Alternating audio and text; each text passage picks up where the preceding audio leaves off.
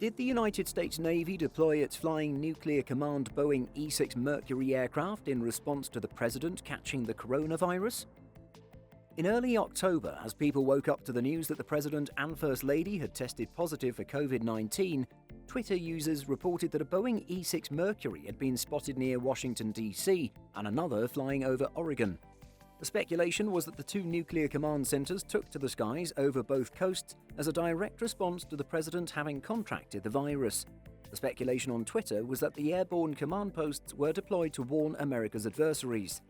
Let's look at the aircraft and its role in the United States Air Force.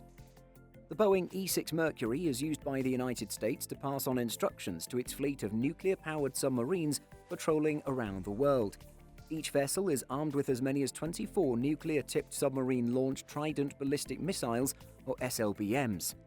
As a part of Operation Looking Glass, which is today called Airborne Command Post, the aircraft are used to provide instructions to America's nuclear forces should ground-based operations or command centers be destroyed or made inoperable. The United States Navy has a fleet of 16 E-6s and normally has at least one in the air at all times. It's also not uncommon to see 2 or 3 in the air at the same time.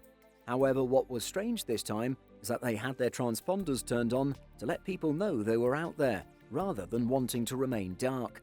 When learning of all the talk on Twitter, Fox News contacted the United States Strategic Command about it, only to be told it was just a coincidence and that the flights were pre-planned. The senior defense official also told media that there had been no change in the American military's posture and that the president remained the commander-in-chief.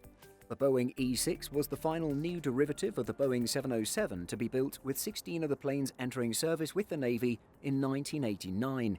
The airborne command centers and their 22-man-strong crew can initiate the launch of both sea and land-based nuclear missiles. If need be, each aircraft can operate for 72 hours at a time with in-flight refueling.